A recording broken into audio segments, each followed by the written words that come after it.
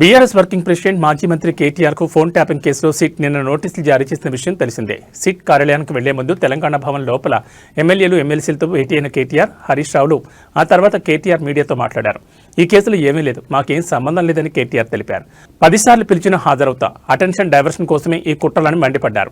రేవంత్ తన మంత్రులతో సహా మా అందరి ఫోన్లు ట్యాప్ చేస్తున్నాడని కేటీఆర్ ఆరోపించారు. 50 లక్షలతో నోటుకు ఓట్లు దొరికిన ఒక దొంగ ఇవాళ ముఖ్యమంత్రిగా ఉండడం వల్లే ఈ రాజకీయ కక్ష సాధింపులని అన్నారు. 6 గ్యారంటీల మోసం, 420 హామీల దాగా సింగరేణి బొగ్గు కుంభకోణం నుంచి ప్రజల దృష్టి మళ్లించేందుకు ఈ కుతంత్రాలను ఫైర్ అయ్యారు. 4 కోట్ల ప్రజలను నైవంచన చేసిన ముఖ్యమంత్రిని వదిలిపెట్టాం, కాంగ్రెస్ను బొందపెట్టేదాకా నిద్రపోమని కేటీఆర్ తెలిపారు. విచారణలో ప్రతి ప్రశ్నకు సమాధానం చెప్తామని వెల్లడించారు. ప్రభుత్వం రాజకీయ డ్రామా ఆడుతోంది. కేసీఆర్ సైనికులుగా ఉద్యమం నుంచి ఉద్భవించిన నాయకత్వం బీఆర్ఎస్ అని అన్నారు. కేసీఆర్ నాయకత్వంలో 10 ఏళ్ల అధికారంలో ఉన్న మేము ఎప్పుడు తప్పుడు పనులు చేయలేదు, మేము టైంపాస్ రాజకీయాలు చేయలేదు, ప్రతిపక్షాలను వేధించలేదన్నారు.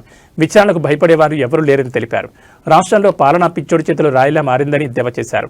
సమావేశం అనంతరం మాజీ మంత్రి కేటీఆర్ విచారణ నిమిత్తం జూబ్లీహిల్స్ పోలీస్ స్టేషన్కు చేరుకున్నారు. ఆయన వెంట మాజీ మంత్రి హరీష్ రావుతో పాటు ముఖ్యులు, కార్యకర్తలు ఉన్నారు. ఇంత కష్టపడి మరి కేసీఆర్ గారి నాయకత్వంలో ప్రజలు సాధించుకున్న ఈ రాష్ట్రంలోని పరిపాలన పిచ్చోడి చేతిలో రాయిలాగా మారిపోయింది.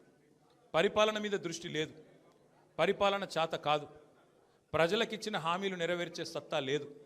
అసమర్థుడి జీవనయాత్రలాగా ఈ 2 ఏళ్ళు ఏదో నెట్టుకుంటూ టైంపాస్ చేసుకుంటూ వచ్చినారు. ఒక్కొక్క రోజు ఒక్కొక్క డ్రామా. కొన్ని రోజులు కాళేశ్వరం పేరిట డ్రామా, కొన్ని రోజులు గొర్రెల స్కామ్ అనే డ్రామా, కొన్ని రోజులు ఫార్ములా ఈ పేరిట డ్రామా, మరికొన్ని రోజులు ఫోన్ ట్యాపింగ్ అని చెప్పి డ్రామా. తప్పు చేసినోడు భయపడతాడు, తప్పు చేయనోళ్ళు ఎవరికి భయపడాడు. రేవంత్ రెడ్డి కాదు, వాని జేజమ్మకు కూడా భయపడే సమస్య లేదు. ముమ్మాటికి ఒకటి మాత్రం పక్కా, ఈ కేసు ఇంతటితో మేము వదిలిపెట్టాం. నా క్యారెక్టర్ అసాసినేషన్కి బాధ్యులైన రేవంత్ రెడ్డిని ఆయన తొత్తులుగా పనిచేస్తున్న పోలీసులు కొంతమంది, అందరినీ కాదు, కొంతమంది పోలీసులు ఎవరైతే ఉన్నారో ఆయన తొత్తులుగా, ఆయన అడుగులకు మడుగులతో పనిచేస్తున్నారో వాళ్ళని నేను కూడా వదిలిపెట్టను. ఎందుకు వదిలిపెట్టను? ఎందుకంటే నా వ్యక్తిత్వం హననం చేస్తూ ఉన్నారు.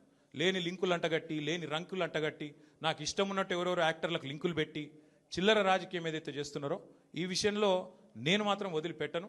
మీరేదో ఇవాళ ముఖ్యమంత్రి హార్వర్డ్కి పోయిండు, ఆడ వచ్చిరాని ఇంగ్లీష్లో ఏం నేర్చుకుంటుండో ఏం తెచ్చిండో కానీ ఆయన వచ్చే వరకు టైంపాస్ చేద్దాము అని చెప్పి మీరు డ్రామా చేస్తున్నారు. మాకు తెలుసు, ధారావాహికలాగా నడుపుతా ఉన్నారు. మాకేం ఇబ్బంది లేదు, మీరు ఎన్నిసార్లు పిలిచినా వస్తాం. ఎందుకంటే చట్టాన్ని గౌరవించే పౌరులం, తప్పకుండా వస్తాం.